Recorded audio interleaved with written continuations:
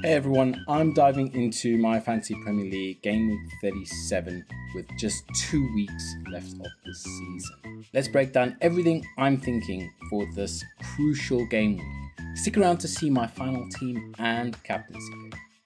Let's get into it.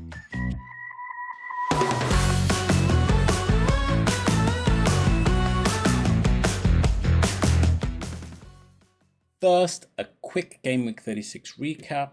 I scored a solid 57 points, well above the 43 point average. Mboma as captain hauled 12 points, but my transfer of Mateta out and Wisa in didn't quite pay off. Both just scored 1 point. Sar's 6 points sat on my bench after a ridiculous offside call robbed him of his goal. Gameweek 36 showed that motivation matters. Let's keep that in mind. All right, let's dive into game week 37. This game week is a real minefield, and it starts with the FA Cup final between Manchester City and Crystal Palace on Saturday, before game week 37's deadline. The game week 37 deadline is on Friday, so I'm going in blind on injuries, fatigue, rotation of City and Palace players. I've got Vardiol, Munoz, and Sarr in my squad, so this is a massive roll of the dice for me. Crystal Palace are especially risky. They're a mid-table with no European or relegation worries, so I'm expecting some heavy rotation in their Tuesday clash against Wolves. Manchester City are fighting for top 5 to secure Champions League football, so their league game against Bournemouth at home might have more players playing and take some priority over the FA Cup final. But Pep's rotation wheel is unpredictable. After a grueling cup final, key players might be rested or play limited minutes. This uncertainty makes owning City and Palace assets a high-stakes gamble for Game Week 37, and I'm feeling the pressure with 3 of them in my squad. So, who should we target to avoid these rotation headaches? Aston Villa look like the standout team this week. They're in a fierce battle for top 5 and face Spurs, who are distracted by the upcoming Europa League final. Spurs are likely to rotate heavily, with their focus on the European trophy, which makes Villa's attackers a goldmine. Ollie Watkins is a player I cannot stop thinking about. His form has been decent and his underlying numbers are good too. He has got high expected goals, a flurry of shots, and a standout performance in recent away games against decent teams. He's averaging above his season expected goals in these situations, which make him a calculated risk for massive upside. Watkins could easily play 2 90-minute games in 37 and 38 against Spurs and then Manchester United, both teams potentially demotivated or rotated due to the European commitments. He's a strong captaincy contender this week, and I'm seriously considering him for the armband, but more on that later. Doubling up on Villa's defense, like Martinez and Konza, is also a viable strategy for this specific week. Spurs might not have their full attacking lineup, so clean sheets are definitely on the table. There is a slight concern with Villa's midfield creativity. Tielemans might be missing, and he is a key playmaker. But Villa's direct runners like Watkins and Morgan Rogers can still exploit distracted Spurs defense, so I'm not too worried. Chelsea are another team I'm eyeing, especially Cole Palmer at home to Manchester United. United have the Europa League looming shortly after Game Week 37, so rotation is almost certain. They've been inconsistent in the league anyway, and their focus will be on the trophy. Palmer is a Chelsea talisman, taking penalties and set pieces, which give him a very high ceiling. His ownership is still relatively low compared to the other premium assets, making him a fantastic differential for captaincy option in Game Week 37. He could easily haul against a rotated Manchester United, and I'm loving the potential. Newcastle are also a solid target. They're hosting an Arsenal in Game Week 37 while pushing hard for a European spot. Arsenal are fighting to stay in the top 5 as well, but Newcastle at home are a tough proposition. Isak has been a reliable pick for most of the season, but his 0.32 XG against Chelsea last week has me a bit worried. More on that when I get to my team plan. Still, Newcastle's motivation makes them a team to consider, especially with a juicy Game Week 38 fixture against Everton at home to close out the season. Brentford are catching my eye as well, particularly their attackers like Mbeumo or Visa. They've got Fulham at home, and Fulham's defense has been leaking goals lately, conceding multiple goals in recent matches. Mbeumo's been in great form, hauling 12 points as my captain last week, and Visa, despite a 1-point return last week, registered a solid 0.55 XG against Ipswich. That gives me confidence he'll return against Fulham, and both Brentford attackers are strong captaincy options this week. Looking ahead at Game Week 38 though, Arsenal are shaping up as a prime target with a favourable away game against Southampton. So Southampton are already relegated, and so they're definitely demotivated. Doubling or even tripling up on Arsenal's defence, like with Saliba and Raya, could be a smart move for the final game week. Saka's also a great pick for the last game. His ownership isn't as high as some other premium assets, so he could be a sneaky differential to end the season on a high. Bournemouth are another team I'm planning for in Game Week 38. They host Leicester at home, and Leicester are also relegated, which means they'll likely be on the beach. Players like Evan Nielsen or even a punt on someone like Clivert could pay off big time in the final game week. Now let's talk about the teams that I'm avoiding. Spurs and Manchester United are at the top of the avoid list. Both are heavily distracted by European finals, and rotation is almost a given. Spurs face Villa and United play Chelsea, but their focus will be elsewhere, making their opponents ones to target. Crystal Palace and Man City are huge question marks due to their FA Cup final timing. I've already mentioned the risks, but it's worth repeating. Fatigue, rotation, and potential injuries from the final make them unreliable in Game Week 37. Liverpool are also tricky to predict right now. Their attack is a guessing game. Who starts between Salah, Gakpo, and Diaz? I mean, we know Salah's going to start, but between Gakpo and Diaz, it's not guaranteed. Even their defense has been rotated lately, which makes them less reliable for consistent points. Salah's form has been a real concern. 0 XG against Arsenal last week was shocking. And while he's at home to Brighton this week, I'm not as confident as I used to be. Let's talk captaincy contenders for Game Week 37. Watkins, Palmer, Salah, they are the main ones in the mix. Watkins feel like the safest bet. He is in form, he has got great fixtures, and Villa are highly motivated against a distracted Spurs side. Palmer's differential potential against United is hard to ignore. Low ownership, penalties, and a favourable matchup make him a tempting pick for those chasing rank. Salah at home to Brighton is always a consideration. He's Salah after all, but his recent form has me hesitant. Mbeumo against Fulham is another option I'm considering. He's been delivering for me, and Fulham's defence could be his next victim. I've got a bold differential captaincy punt in mind too, which I'll reveal in the differential section, so stick around for that. One topic that has been on my mind is the idea of form in FPL. Does it really exist? I think it does, especially for attackers and goalkeepers. When a player's confidence is high, like Palmer after a big performance, they often go on a run of returns. On the flip side, when someone like Salah is struggling, it's hard to back them with confidence. It's something I'm weighing up when I'm making my picks this week.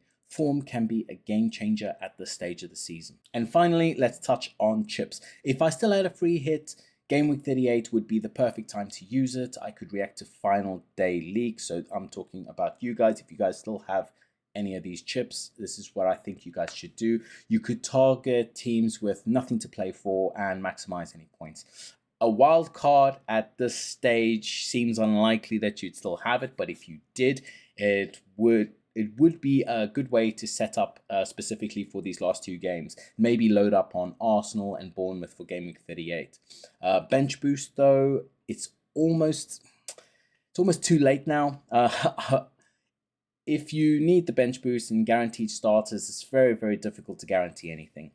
So most of us don't really have guaranteed starters on the bench at this point. If I hadn't used it yet, I'd probably use it in game week 37. So use it now, but it's very difficult. You have to have the bench players to make it work. And now my differential of the week. So let's talk differentials. Those low ownership gems that can make your rank skyrocket. My pick of the week, and it is a bold one, is Beto from Everton. He is facing Southampton at home in what will be Everton's last game at Goodison this season. Southampton are already relegated, so they're definitely demotivated. This is a dream matchup for Everton's attackers. Beto's ownership is super low, so if he hauls maybe a goal or two in front of the Goodison faithful, I'm looking at a massive rank boost. So if you're looking at Beto, it's very, very interesting. He is a high risk, high reward punt. And I love the potential. For those really chasing rank, Beto could even be a differential captain option. Imagine the points if he delivers. Other differentials I'm considering this week could be Chris Wood and Alanga from Nottingham Forest. They're still fighting for top 5 finish and face a relegated Leicester in game week 37.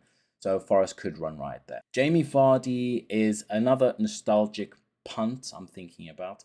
He is home to Ipswich, they are demotivated, and Vardy could be chasing a goal milestone to end the season. I'm also keeping an eye on Saka for game week 38. His ownership isn't as high as some of the premium assets, so he could be a sneaky differential to end the season on a high against Southampton.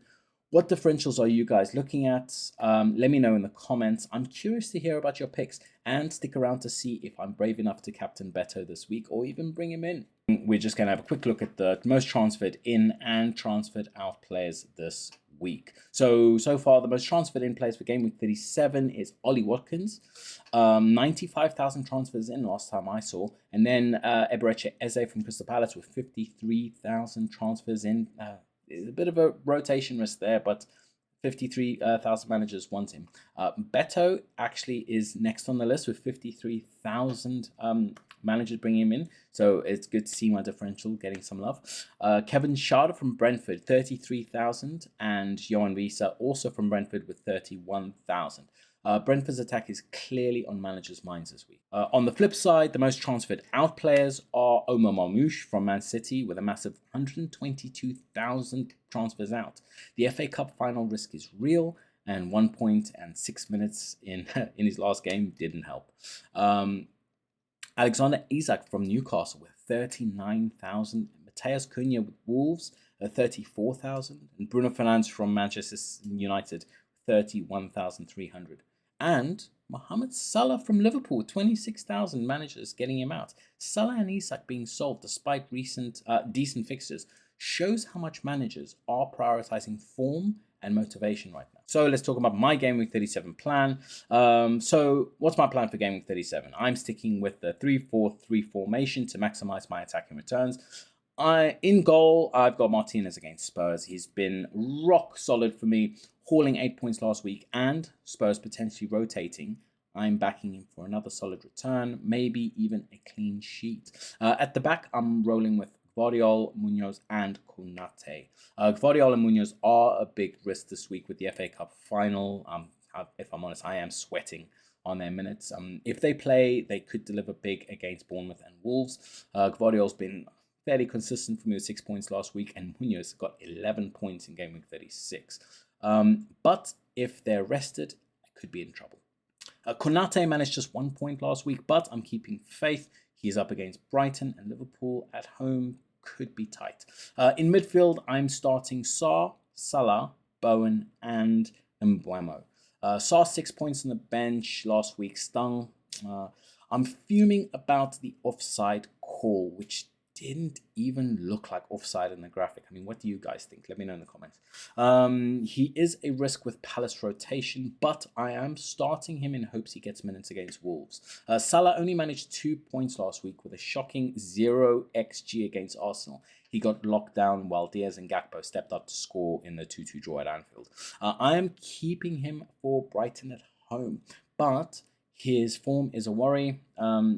If he still a captaincy option? We'll see. Bowen and Mbeumo, though, are on fire. Bowen hauled 8 points, and Mbeumo got 12 as my captain last week. I'm backing them to keep delivering against Southampton and Fulham, respectively. Mbeumo especially could be captaincy a shout again. Up top, I've got Marmoush, Isak, and Risa for now. Marmoush is 0.13 XG in 6 minutes last week was eye-catching, compared to that of Haaland's 0.05 XG over 90 minutes. But as a Manchester City player, the FA Cup final makes him a rotation risk against Bournemouth, so I am very nervous. Risa only scored 1 point last week, but his 0.55 XG against Ipswich gives me confidence that he'll return against Fulham. Fulham's defense has been leaky, and Brentford at home could feast. Isak, though, is a concern. 0.32 XG against Chelsea last week was low for his standards, and now he faces Arsenal in Gameweek 37. That is a very tough matchup, and I'm not feeling great about his potential returns. On the bench, I've got Raya, Murphy, Saliba, and Bradley. Raya and Saliba both managed just 1 point each last week.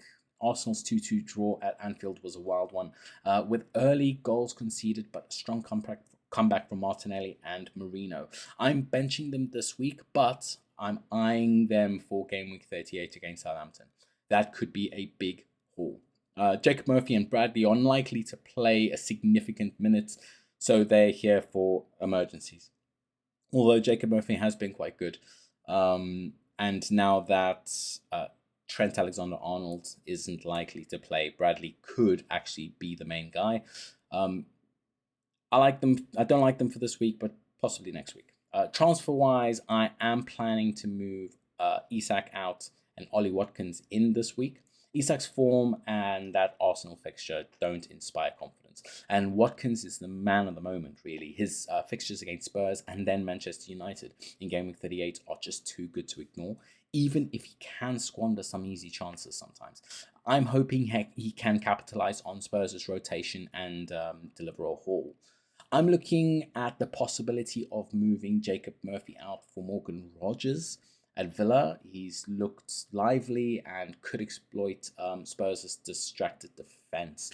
I'll make my final decision close to the deadline, so stay tuned to see what I decide. Captaincy is a tough call this week. I'm personally leaning towards Watkins for the armband if I bring him in, given his form and the matchup against Spurs. But I'll also be considering Salah, Bowen, and maybe even Beto if I bring him in. Seems unlikely though. Salah's at home to Brighton, which is a decent fixture, but his form is a concern. Can he turn it around? Well, we'll have to see. Bowen against Southampton has haul potential too. He's been consistent for me, and Southampton's defense isn't the toughest. Mbeumo's another option against Fulham, but I think Watkins might edge it for me if I bring him in. Who will you ultimately pick? Who will I ultimately pick? We'll have to wait till the end of the game. We'll have to wait until the end of the week. I'll be making my decision probably Friday evening. So you'll have to watch till the end to find out. I might even surprise you with a bold choice. And that's it for my Game Week 37 deep dive. I've covered everything I'm thinking about this week. The rotation risks, the teams I'm targeting, the players I'm avoiding, and my plan to tackle this crucial game week. Hopefully, this has given you some clarity to navigate these final weeks. Focus on motivation, nail the captaincy, and don't shy away from calculated differentials if you're chasing rank. The last 2 game weeks always throws up surprises, so making informed decisions is everything. So who are you captaining this week? Are you backing Watkins like I am potentially, or are you going for a little bit of a differential with Beto? Drop your picks in the comments. Let me know. I'd love to hear what you guys are doing and where your strategies are taking you. What about my transfers? Should I stick with Watkins or go to Rogers? So let me know what you think.